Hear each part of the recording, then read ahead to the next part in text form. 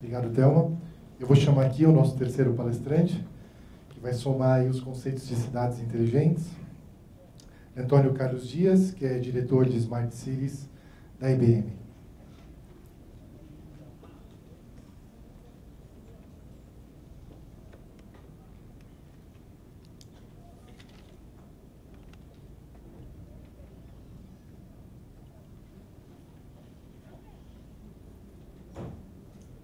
Boa tarde a todos. Em primeiro lugar, agradecer pelo convite para a Frente Nacional dos Prefeitos. É bom estar aqui e é bom dividir essas ideias e ouvir, passar algumas e ouvir outras aqui muito interessantes. Quando me convidaram para fazer um TED-like para vocês, eu fiquei pensando qual seria a mensagem que eu gostaria de passar nesses 17 minutos e 30 segundos que eu tenho. Eu decidi falar um pouquinho sobre cidades, o conceito de cidades cognitivas, as cidades que aprendem.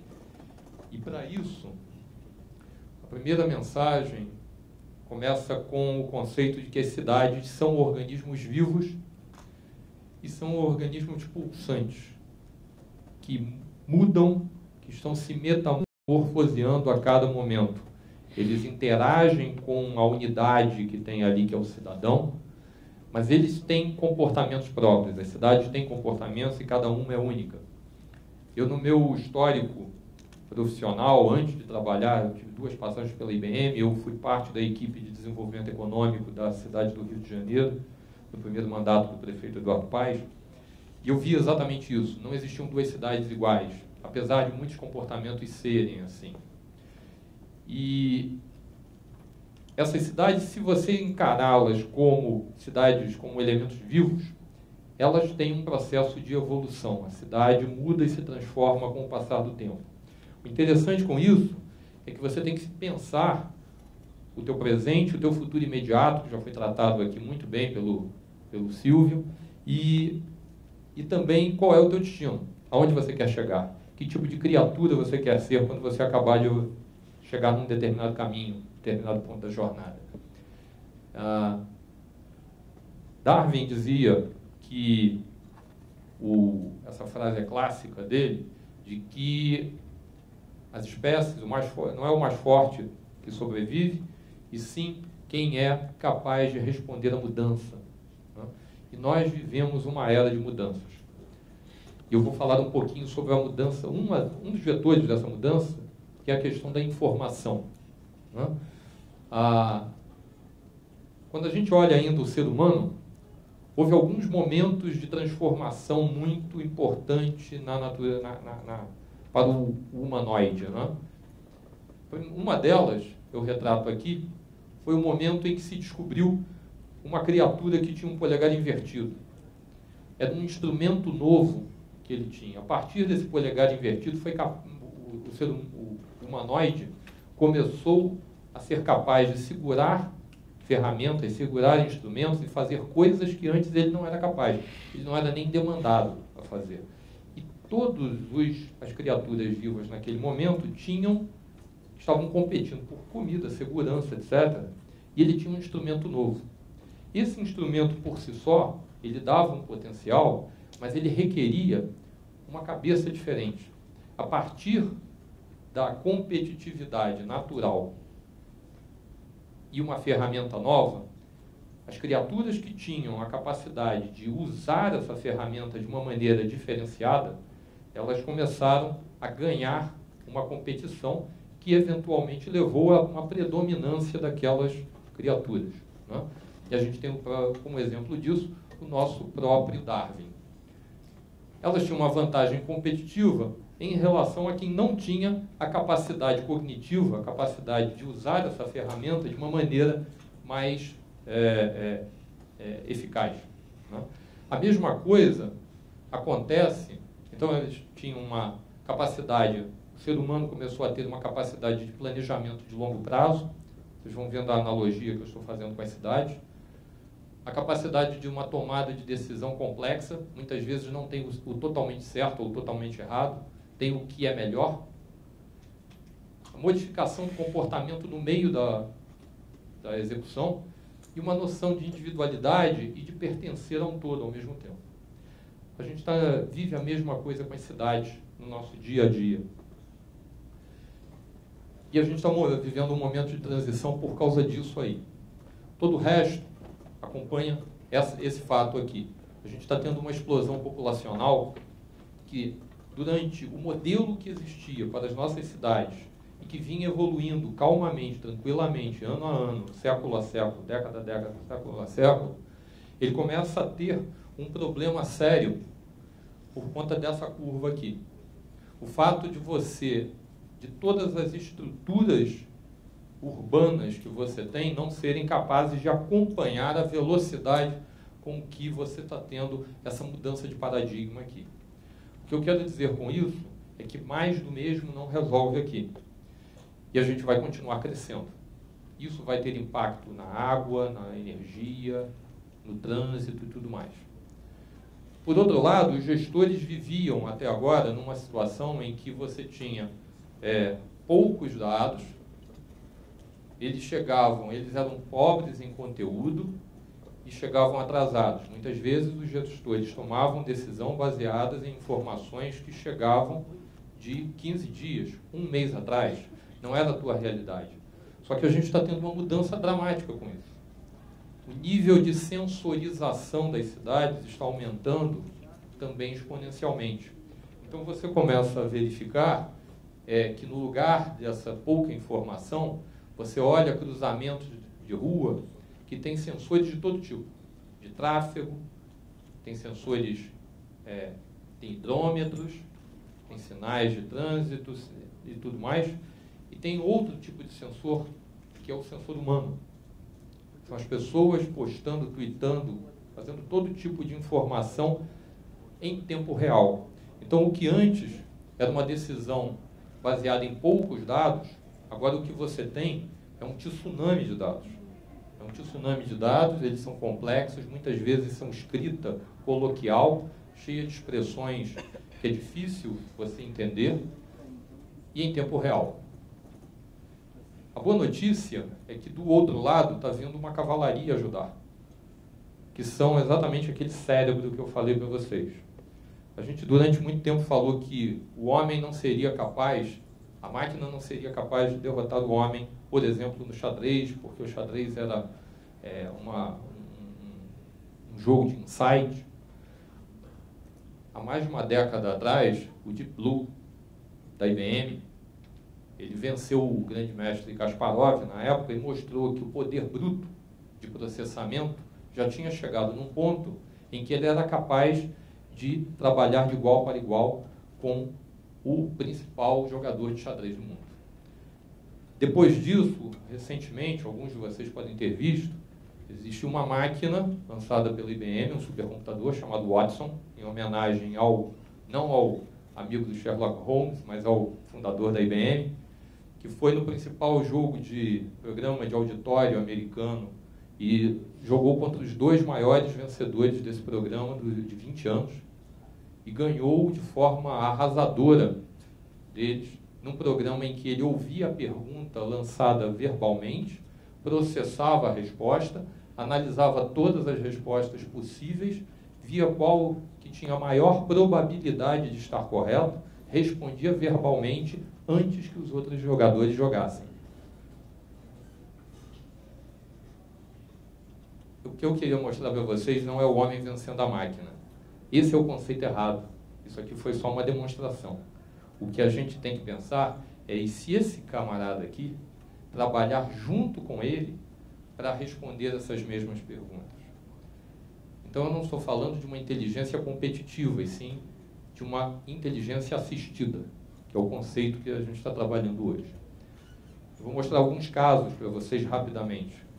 Em Singapura, nós aplicamos esse tipo de tecnologia no trânsito. O que vocês estão vendo aqui são curvas de trânsito. A linha azul é o comportamento do trânsito em Singapura, e a linha preta é a previsão que o computador está dando, os analíticos estão dando, do que vai acontecer daqui a 20 e 40 minutos depois. Significa que eu estou comparando a minha previsão com a minha realidade.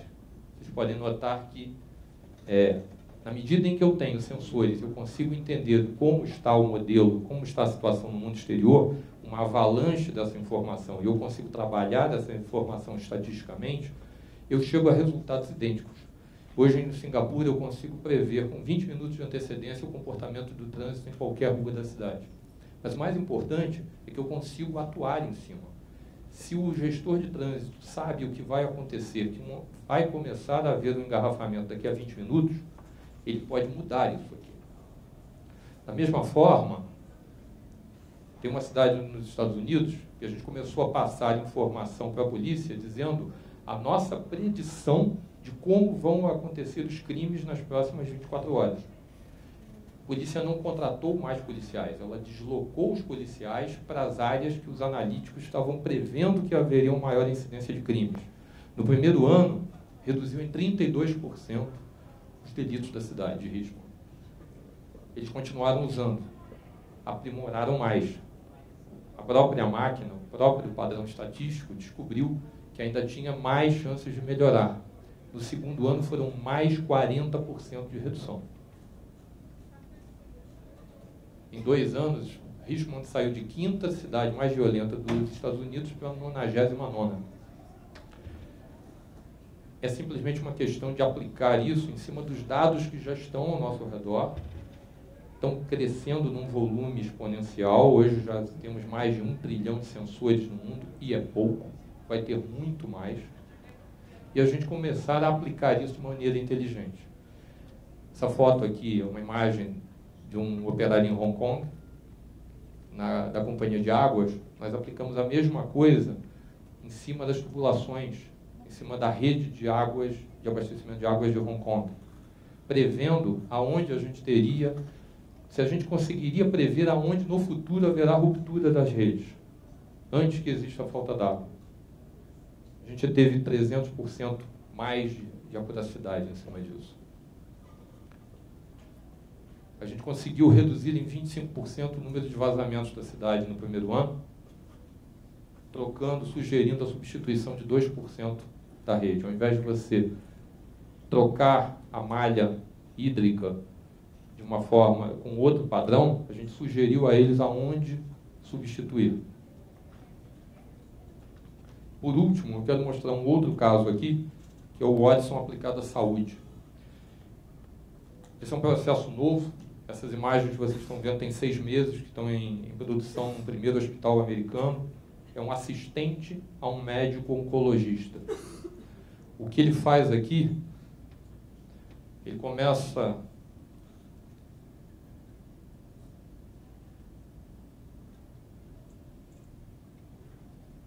Vamos ver se eu consigo narrar para vocês aqui. É um videozinho de 2 minutos. Ele começa lendo um registro de um paciente, varrendo toda a base de informações que existe na internet sobre oncologia e chegando a um diagnóstico. Esse diagnóstico é apresentado aqui, mas primeiro ele pede novas perguntas. Ele diz que está incompleto. Ele sugere para o médico um conjunto de perguntas. E se o médico quer saber, ele pode vir aqui e perguntar para ele por que você está fazendo essas perguntas para mim. E ele te apresenta uma base, na base médica, aonde estão os textos que estão indicando para o computador que o médico deveria fazer maior investigação. Uma vez que ele preenche isso, ele te dá 3 diagnósticos com a quantidade de probabilística de cada um deles e te permite aqui saber, de novo, quais são as informações médicas da base médica que suporta os 3 procedimentos de investigação. Num determinado momento, o médico passa mais uma informação e ele fala para a máquina. Ele põe isso aqui num texto, pede que o médico aprove e ele volta com uma reanálise em cima da probabilidade de cada tratamento e ele coloca ali já a sugestão de tratamento. Hoje são produzidos por volta de 10 mil papers médicos por dia no mundo. A possibilidade de um médico estar 100% atualizado sobre qualquer tipo de tratamento, e mesmo técnicas de diagnóstico, é impossível. A gente não está falando aqui de substituir o médico. A gente está dando aqui uma ferramenta para que o médico seja mais produtivo e tenha maior acuracidade. Então, esse tipo de ação é o que a gente tem hoje disponível. Isso serve para qualquer gestor público. Ele poder saber o que está acontecendo e o que vai acontecer, da mesma forma que aquele cérebro humano começou a fazer isso.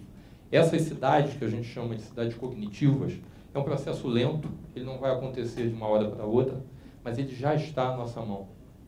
E aí a colocação que eu passo para vocês, para finalizar aqui a minha apresentação, é que hoje a gente está inundado de dados. A maior parte deles a gente não usa para nada.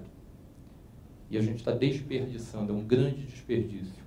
Talvez seja o maior bem do século XXI, do ponto de vista de capacidade de geração de valor, são os dados que você tem. E ele pode ser transformado numa informação relevante em tempo suficiente para uma tomada de decisão em que você possa atuar em cima. Os sistemas cognitivos, eles existem. Eu estou dando exemplos para vocês e vocês vão ver nos próximos meses e anos coisas bem interessantes acontecendo. A tecnologia não é mais uma barreira. Ela precisa de pessoas, ela precisa de processos, é claro, mas ela, hoje, a chave... Me perdi aqui.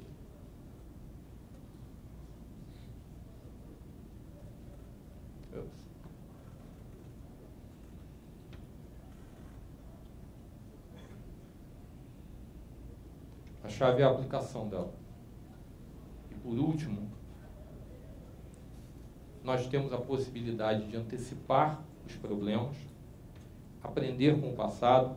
Todos aqueles casos que eu falei da polícia, da companhia de águas, etc., a primeira coisa que a gente fez foi criar uma base histórica e aprender com o passado da nossa cidade.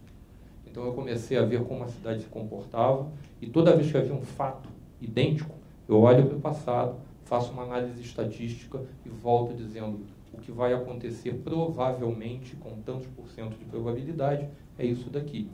Então, com isso, o gestor consegue aprender, a cidade consegue aprender. Ela tem um passado, ela tem memória, ela tem sensores, que são os nossos olhos, o tato, e ela começa a processar isso daí e ter conclusões relevantes. Obrigado.